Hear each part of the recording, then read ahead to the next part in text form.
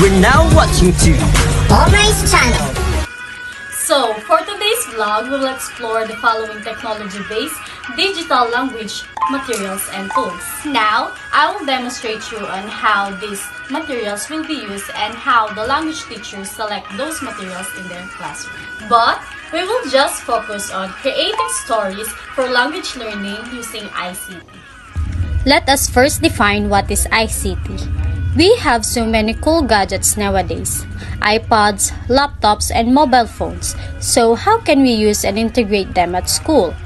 Students are supposed to learn using the tools they know and comfortable with. The use of these gadgets is abbreviated to information, communication, and technology. In fact, many people believe that children learn much better by using ICT. We will now move on creating stories of language learning through ICT.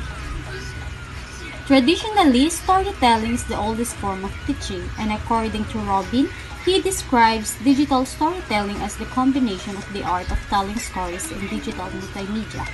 In addition, digital storytelling is the use of something digital while telling a story. Stories that make use of photographs, videos, animation, sound, music, and text. Storytelling is the art of producing an existing story, or rather to master the art of creating stories, creating moments, and creating feelings. Stories keeps children engaged and let them feel that they are also participating in the process of storytelling. Language learning, any learning for that matter, happens when children are engaged in meaning-making activities.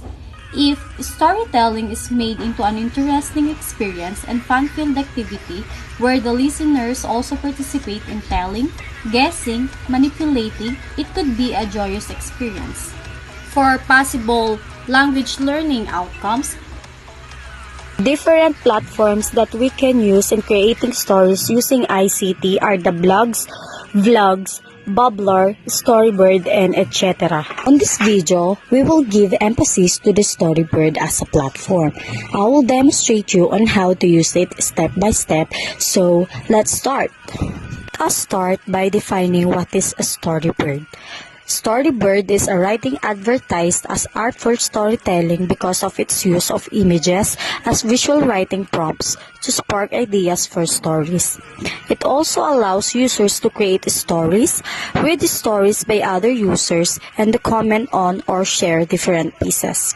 To begin, users need to have already created an account, but the account is easily created using an email address, and then after that, the process takes no more than a few minutes.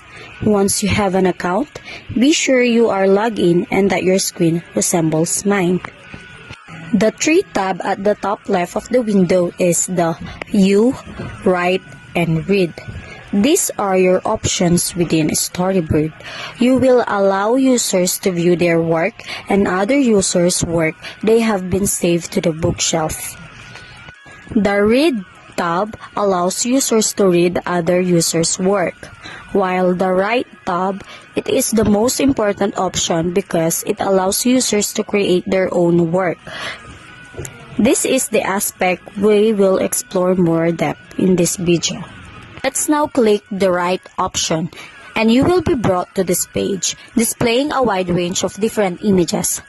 You can search for images using the search bar, or you can search for images using the provided tags.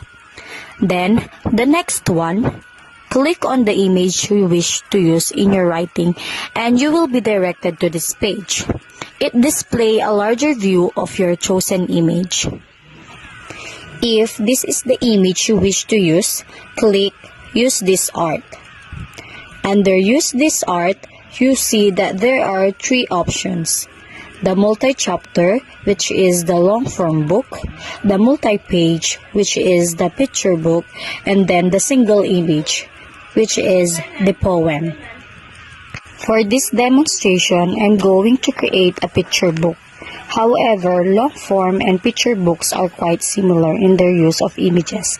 They differ mostly in their format. After choosing your image, you are brought to this template. As the writer, it is your job to come up with the text and to arrange the image as you see where it fits. Notice the original image is now accompanied by similarly illustrated images on both the left and the right of the screen. The goal is to use these images on the left and the right as visual props for creating your story.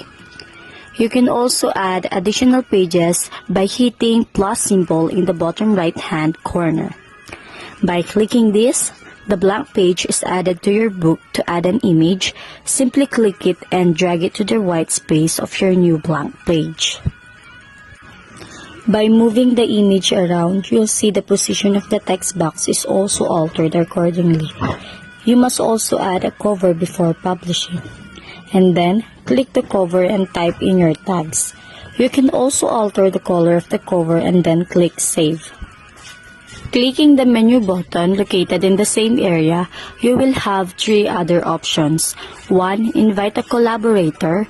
2. Publish. And 3. Save and close. To publish your story, when you're finished, click Publish. You will be directed to this page. Fill out all the information as necessary and what is applicable to your story. Once your story is published, you then have the option to share it given a provided email, or you can create conversations tagging other users. Published stories can always be edited or deleted using the gear button. After following all of these steps, congratulations! You're now ready to begin creating your own stories using visual prompts Storyboard. We are now done in demonstrating Storyboard as a material in creating storytelling. Now, we will interview an English language teacher to know her perspectives about integrating ICT in storytelling. Our interviewee for this blog is none other than Miss Pamela Tapno Cortez.